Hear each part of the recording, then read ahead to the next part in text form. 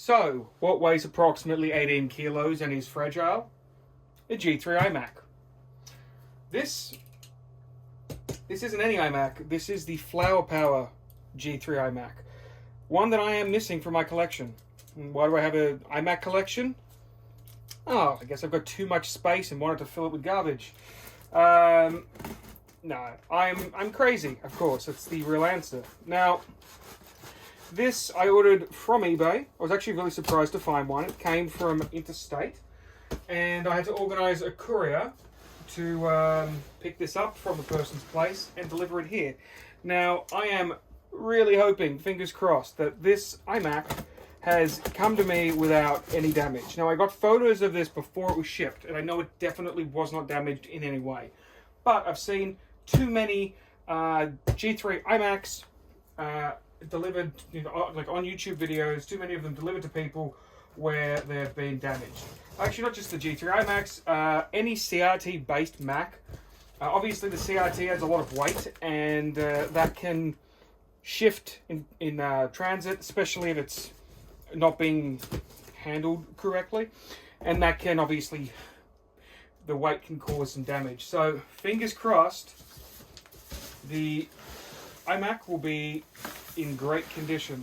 So this is actually the most expensive collectible iMac I've purchased.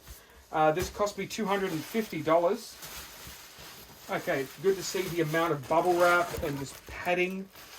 All right, thank you. That's great. All right, it's just empty bags for padding, bubble wrap. They've done a good job. So that does give me some confidence. Got a Mac, an Apple mouse. It's not the original one that probably came with the, I think the aluminum, the first batch of aluminum iMacs had that kind of mouse. Oh, we have a Firewire cable, which is actually the right cable for this machine, I believe. And that may very well be the correct power cable as well, which is good.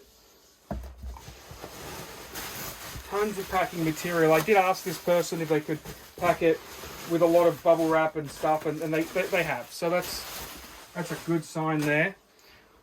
That's a really good sign.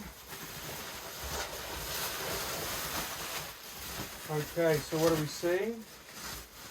Okay, things are looking good. Let's pull out the iMac and see what we got.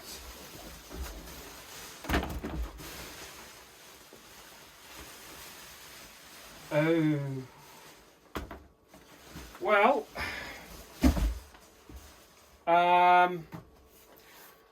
what I can say is I wasn't wrong to be worried, unfortunately.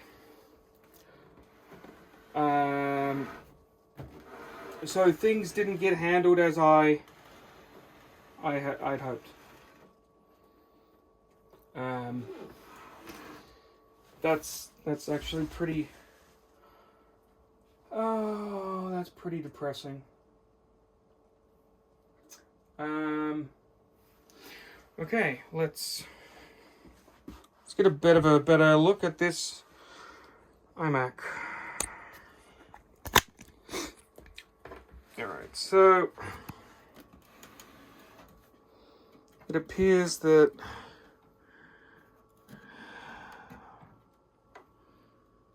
so there's a large gap here, so I think the bottom plastic, that's all bent out.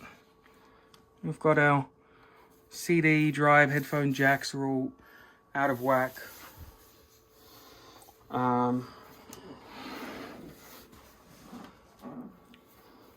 The shell here, I'm most worried about that being intact.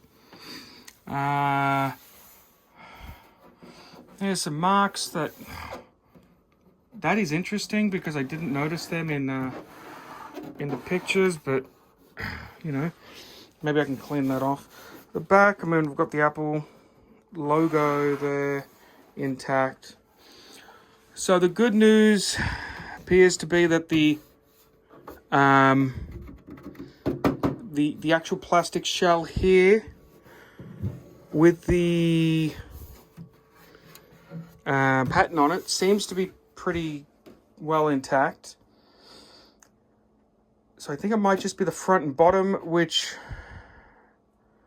I can probably get replacements for easily enough.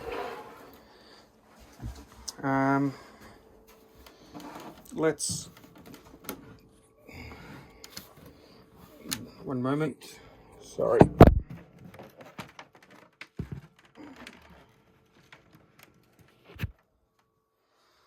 So she's on her side there. What do we got?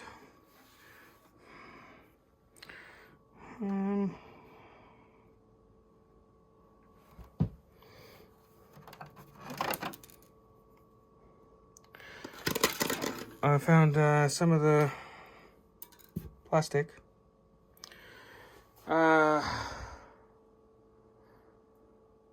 Well, it's not great. All right, let's see if there's any parts left in the box.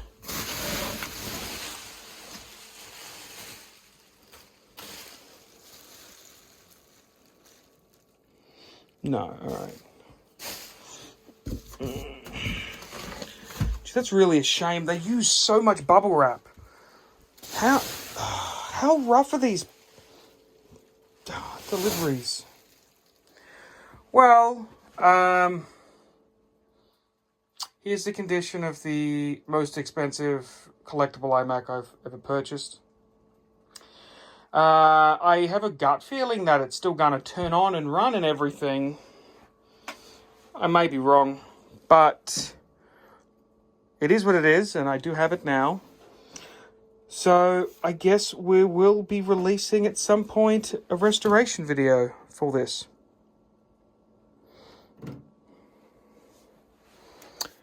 Well, thanks for watching this unboxing, and stay tuned for more content where I fix this iMac up, and maybe I'll have some videos too of the rest of my Mac collection.